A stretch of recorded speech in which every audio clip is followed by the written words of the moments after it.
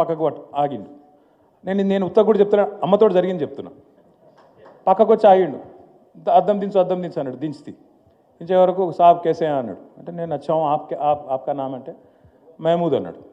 సరే మహమూద్ భాయ్ క్యా చల్ రా అంటే క్యా సాబ్ సబ్ బర్బాద్ అన్నాడు.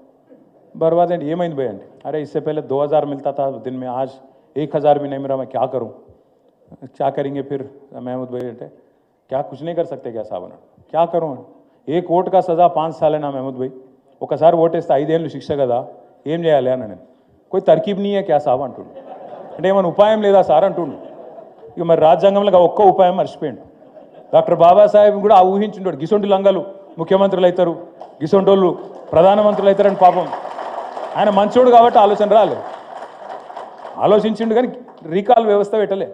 నిజంగా ఇవ్వాలి నేను చెప్తున్నా, తెలంగాణలో ఇప్పుడు ఎలక్షన్ల కింద పెడితే తుఫాను వాతావరణంలో బీఆర్ఎస్ పార్టీ అధికారంలోకి వస్తుంది పక్క. ఇది నా మాట కాదు, మీరు ఇవాళ ఇక్కడికి వెళ్ళి బయట పోయి రోడ్డు మీద ఉత్తగా 10 నిమిషాలు టైంపాస్ నిలబడు, రాంగ పొంగ పోయేటలో పట్టుకోండి, ఎవరైనా సరే కులం మతం ఏదన్నా కానీ.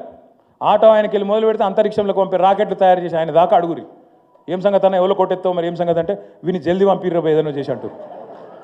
నేనేమంటున్నా అంటే దయచేసి మిమ్మల్ని ఆలోచించమని కోరేది కూడా, నేను సుప్రీంకోర్టు తీర్పు బాగుంది, గవర్నర్లకు కట్టడి చేసింది, మరి మన స్పీకర్లకు కట్టడి చేయొద్దా? 10 మంది మన టికెట్ మీద గెలిచిన వాళ్ళు ఇవాళ రేవంత్ రెడ్డి సంకల కూర్చుంటే స్పీకర్ గారికి మనం షికాయత్ చేసి 14-15 నెలలు అయితే కూడా మరి ఆర్టికల్ 10ని ఇంత దారుణంగా అవమానిస్తుంటే, యాంటీ డిఫెక్షన్ ఆర్టికల్ షెడ్యూల్ 10ను మనం ఇంత దారుణంగా అవమానిస్తే మరి వారి మీద కూడా నియంత్రణ ఉండొద్దా? ఇట్లా డెఫినెట్గా వాళ్ళ బాబాసాహెబ్ స్ఫూర్తితో వారి ఆలోచన ధారలో. ఇంకొక మాట కూడా చివరిగా చెప్పి నేను ముగించాలి. నేను అమెరికాలో కొంతకాలం చదువుకున్నాను, కొంతకాలం పనిచేసినాను. ఈ రిజర్వేషన్ల అంశం వచ్చే వరకు భారతదేశంలో కొంతమంది కింద మీద అవుతుంటారు, ఎందుకు ఉండాలి రిజర్వేషన్లు, అర్జెంటుగా తీసేయాలి, మెరిట్ ఉండాలి, అవన్నీ మాట్లాడుతుంటారు. కరెక్టే, నువ్వు చెప్పేది కొంతవరకు సమంజసమే కావచ్చు. పెట్టింది 10 ఏళ్ళకి పెట్టిరు కదా, 20 ఏళ్ళకి పెట్టిరు కదా అని కూడా మాట్లాడతారు. కానీ అయిపోయిందా మరి? కావాల్సిన మార్పు, భారతదేశంలో రావాల్సిన మార్పు, మనం అనుకున్న పరిస్థితి నిజంగానే సమాజం వచ్చిందా? వచ్చింటే మీరు చెప్పేది కరెక్ట్, 10 ఏళ్ళకో 20 ఏళ్ళకో తీసేయాలనేది. కానీ వచ్చిందా?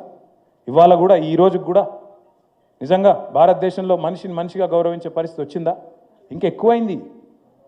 ఇతర మతం పేరిట పంచాయతీలు, పనికిమాలిన వ్యవహారాలు ఇంకెక్కువైనాయి. కులాంతర